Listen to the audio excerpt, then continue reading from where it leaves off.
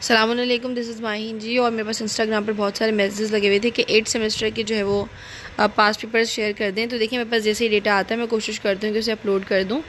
तो मेरे पास डेटा जो है थोड़ा लेट आया, तो इसलिए मैंने उसको अपलोड नहीं किया। फिर उसमें से मुझे सर्च करना होता है कि कौन से मोस्ट रिपीटेड हैं, और फिर उसके बाद उसको आपके साथ शेयर करना होता है, इसलिए थोड़ा सा टाइम लग जाता है। Let's start. क्या करते हैं, टॉपिक है इमरजेंसी प्रोसीजर्स, जो हमारे पास 8 सेमेस्टर का one of the most important है।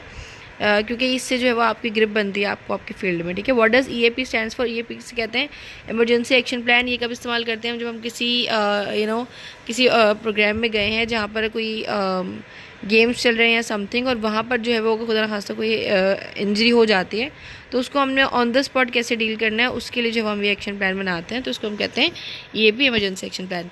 अच्छा, which are the following should be considered in the proper organisation administration of emergency care for athletic activities regarding soft safety where event is being held.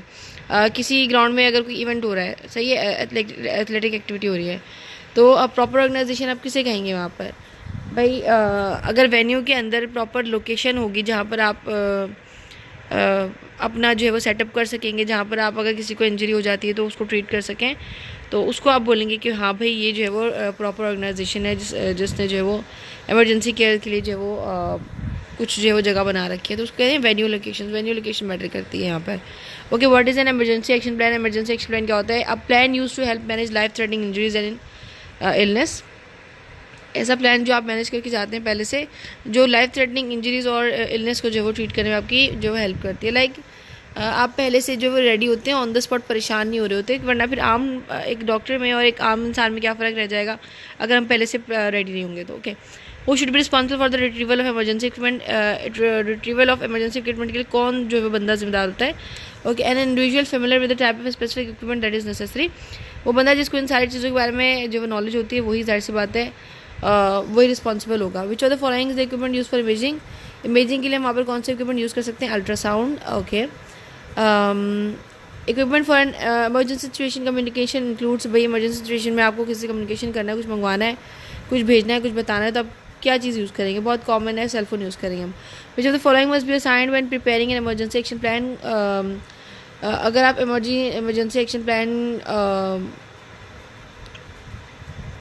Prepare कर रहे हैं तो उसके बाद क्या करना होता है? उसके बाद हम जो है सेकेंडरी असेसमेंट करते हैं। सेकेंडरी असेसमेंट के बाद जो है वो आप इमरजेंसी एक्शन प्लान को जो है वो क्या करते हैं, इम्प्लीमेंट करते हैं। Check represents identify the presence of internal bleeding. ठीक है, चेक से मतलब में क्या रिप्रेजेंट करते हैं हम? तो उसमें हम रिप्रेजेंट करते हैं कि इंटरनल ब्लीडिंग तो नहीं हो रही, मतलब okay. After the scene has been deemed safe during the check, which of the following should be perform first? Level of consciousness, ये देखना होता है कि बंदा कॉन्शियस कितना है, बेहोश तो नहीं, चक्कर तो नहीं आ रहा है, etcetera.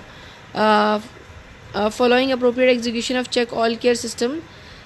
3C, which of the following is necessary to provide best care in transit to hospital? यानी आपका जो भी ग्राउंड है या लोकेशन है, वहाँ से हॉस्पिटल जाने के दौरान कौन से जो है वो हम 3C जो है ना, चेक ऑल केयर सिस्टम जो वो अप्लाई कर सकते हैं या प्रोवाइड कर सकते हैं। Providing additional treatment to the patient by the sport medicine team during transport के दौरान जो वो ऑन द स्पॉट वैन के अंदर कोई ड्रिप लगा दी, या उसके लिए ऑक्सीजन वगैरह कोई ज़रूरत है उस वक्त, या पेन ज़्यादा हो रहा है तो उस वक्त के लिए जो है आपने कोई पेन किलर दे दिया। ये सब चीज़ें आपके पास होनी चाहिए। Okay, which of the following factors should be taken into consideration with respect to transportation even developing an emergency action plan? कौन सी चीज़ों को जो खातिर में लाना चाहिए जब आप ट्रांसपोर्टेशन के दौरान जब भी आपको ये इमरजेंसी एक्शन प्लान बना रहे हैं, वो इमरजेंसी एक्शन प्लान बना रहे हैं, तो आप सारी चीज़ें ध्यान में रखते हैं कि मुमकिन है कि ट्रांसपोर्ट का इशू हो, ट्रांसपोर्ट अवेलेबल हो या ना हो। अगर अवेलेबल तो आप क्या कर सकते हैं, नहीं हुई अवेलेबल तो आप क्या करेंगे, कम्युनिकेट किससे करेंगे? अगर आपका एक प्लान सही से नहीं चल पाया तो आप सेकेंडरी फिर किसको कॉल करेंगे, किसको बुला सकते हैं, एक्सेट्रा, हज़ार चीज़ें सोचने होते हैं। तो उसमें ये कह रहा है कि आप अगर ट्रांसपोर्टेशन वाले फैक्टर को देखें तो अपने इमरजेंसी एक्शन प्लान में आप उसको किस तरीके से ऐड करेंगे? तो उसमें हम ये पॉलिसी ऐड करेंगे, the policy should explain the location of ambulance during the event.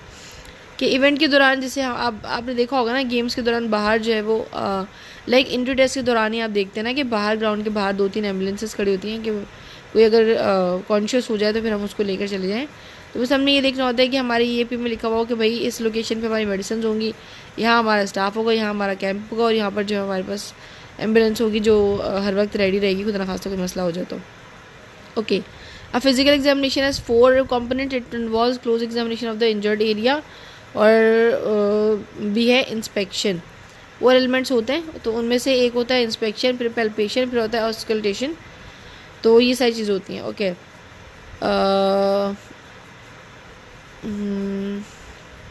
Okay, ठीक है। फिजिकल एग्जामिनेशन में जब आप किसी एरिया की आपको लगता है एरिया इंजर्ड है, वो रेड हुआ हुआ है या ब्लीडिंग हो रही है, जो भी उस एरिया की क्लोज एग्जामिनेशन करते हो उसको आप इंस्पेक्शन कहते हो। ओके, जो इंजर्ड एरिया है उसकी टेंडरनेस और डिफॉर्मिटी चेक करने के लिए जो आप टच करते हो उसको हम कहते हैं पैल्पेशन। और जब आपको हार्ट बीट या लंग्स का जो साउंड सुनना होता है तो उसके लिए जो है वो आप अस्कल्टेशन करते हो, ठीक है ना। गोल्डन आवर किसे कहते हैं? Must be kept in mind that bye athletic trainer because a delay in summoning emergency medical service EMS का into this time frame. Okay, golden hour ये होता है कि जैसे ही इंजरी होती है ना उसके जो पहला 1 घंटा है वो मोस्ट इंपॉर्टेंट होता है। इसमें आप जो भी प्रिकॉशनरी मेजर्स लेते हैं हॉस्पिटल तक जाने में, वो सारा कुछ डिसाइड करता है कि आगे जो है वो एथलीट का क्या बनेगा और फिर आपको कैसे डील किया जाएगा और आपकी जो है वो प्रोफेशनल एबिलिटीज़ जो है वो किस तरह काउंट की जाएंगी, ठीक है ना। How often should vital sign be assessed in critical injured patient? Vital signs को जो वो हम क्रिटिकल इंजर्ड पेशेंट में किस तरह चेक करेंगे, मतलब कितने दफ़ा चेक करेंगे? हर 3 मिनट में चेक कर रहे होंगे हम, अगर पेशेंट ज़्यादा इंजर्ड है तो। Pulse oximetry is use to measure oxygen levels in blood, which of the following would be a sign that the individual has low level of oxygen और हेमोग्लोबिन रिक्वायरिंग सप्लीमेंटल ऑक्सीजन। अच्छा, pulse oximetry जो हम use करते हैं oxygen level blood में check करने के लिए, तो वो भाई कितना % होगा तो हमें पता चलेगा कि भाई हेमोग्लोबिन जो है वो लो है या ज़्यादा है जो भी। तो 80% तक जो है वो हम कंसिडर करेंगे कि जो है ना लो है वो, ठीक है। Okay, the gradient between systolic and diastolic blood pressure is referred as the pulse pressure, ठीक है ना।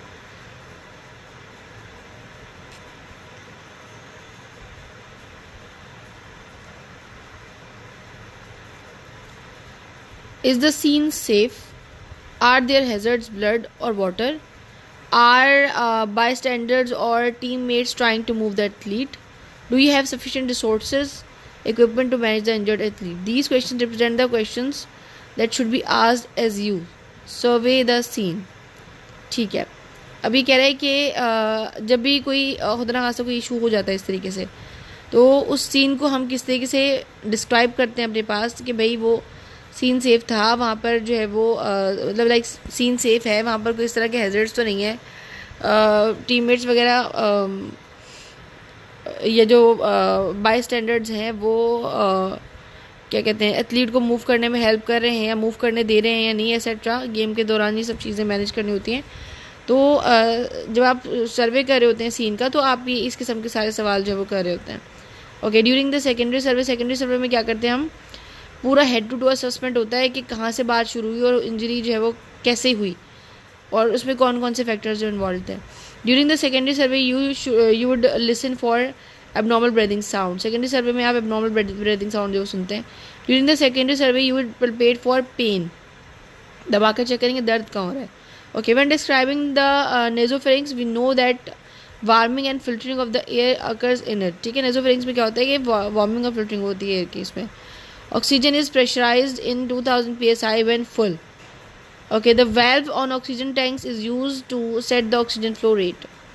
ऑक्सीजन टैंक पे मतलब वॉल क्यों लगा हुआ होता है, बड़ा इजी चीज़ है, वो हमारे सिलेंडर पे भी लगा होता है ताकि ऑक्सीजन फ्लो का जो रेट है या जो भी गैस है उसका जो रेट है उसको नॉर्मल किया जा सके। This is use to administer oxygen to conscious patient. Oxygen को एडमिनिस्ट्रेट करने के लिए हम जो है वो यूज़ करते हैं, क्या यूज़ करते हैं, नेजल कैन्यूला यूज़ करते हैं। It is preferred for unconscious और unstable patient. Reservoir bag face mask. Okay, this gives a FiO2 of 25% where the other delivers FiO2 of 40% to 60% at 6 to 10 liter per minute. Okay, it is nasal cannula, simple face mask. Okay,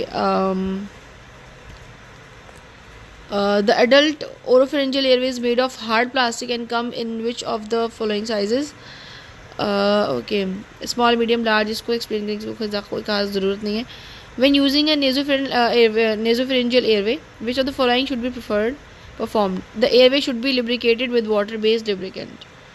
okay, तो 30-30 करके हम cover करते हैं. इसमें जो है वो 135 से ज़्यादा जो है MCQs है. Okay, thank you. Next video मिलता है.